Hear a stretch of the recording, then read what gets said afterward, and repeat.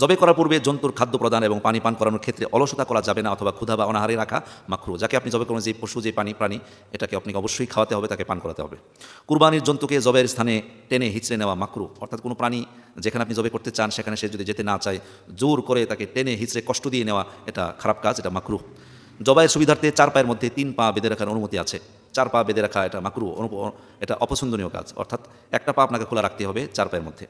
তারপরে জন্তুকে সামনে রেখে ছুরি ধার দিবে না। যে পশু, সে যদিও পশু, কিন্তু সেটা বুঝে যে এ দ্বারা তাকে জবে করা হবে, পশুর সামনে ছুরি ধার দিবে না।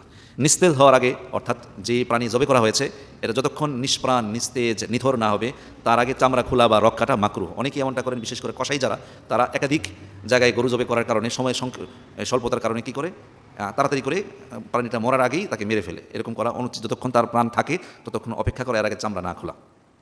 মুরতাদ, অর্থাৎ যে ব্যক্তি মুসলমান থেকে কাফের হয়ে গিয়েছে, অথবা মূর্তি পূজক কিংবা অগ্নি পূজক অথবা কবর পূজকদের জবাইকৃত গোশত মুসলমানদের জন্য হালাল নয়।